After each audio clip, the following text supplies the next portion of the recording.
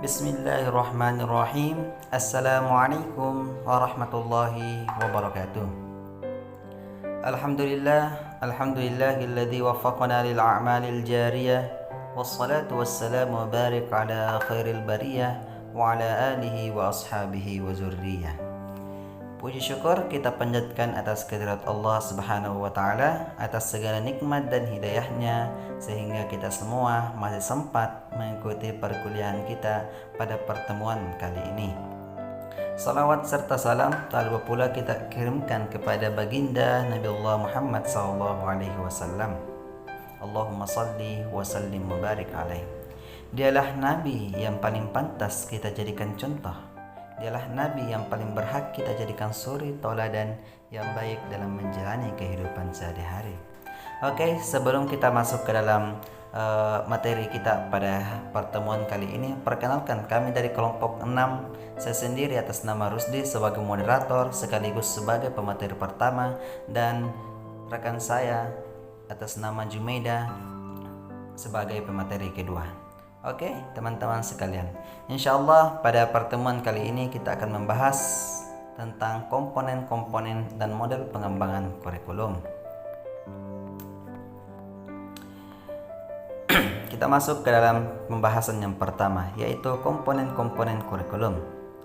Komponen kurikulum secara umum dalam dunia pendidikan yang luas menurut Shainoh Sukmadinata teridentifikasi dalam unsur atau anatomi tubuh kurikulum yang utama adalah terdiri dari bagian-bagian sebagai berikut, yaitu yang pertama tujuan, isi atau materi, proses atau sistem penyampaian, dan media dan evaluasi, yang mana keempatnya berkaitan erat satu dengan lainnya.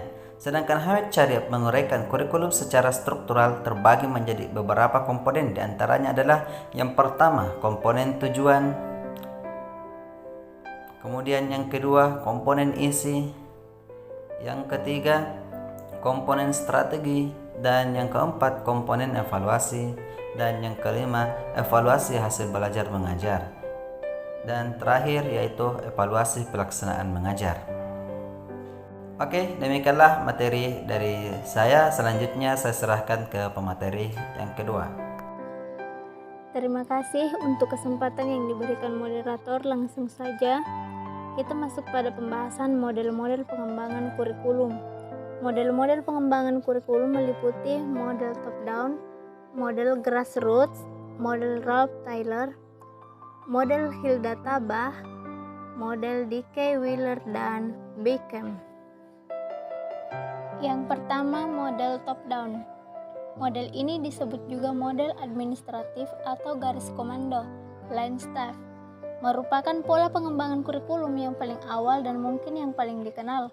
Model pengembangan kurikulum ini berdasarkan pada cara kerja atasan bawahan atau top down yang dipandang efektif dalam pelaksanaan perubahan kurikulum. Selanjutnya, grassroots.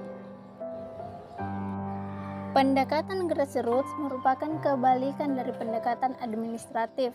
Pendekatan grassroots yang disebut juga dengan istilah pendekatan bottom up, yaitu suatu proses pengembangan kurikulum yang diawali dari keinginan yang muncul dari tingkat bawah sekolah atau guru.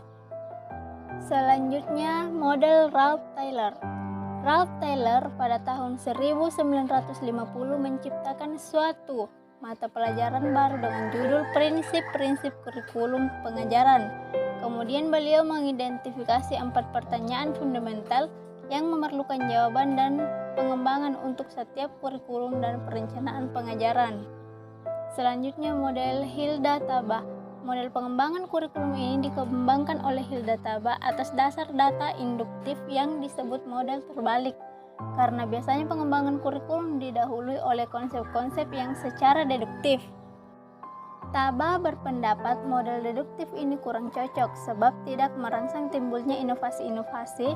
Menurutnya, pengembangan kurikulum yang lebih mendorong inovasi dan kreativitas guru adalah yang bersifat induktif, yang merupakan investasi atau arahan terbalik dari model tradisional. Selanjutnya, model pengembangan kurikulum D.K. Wheeler.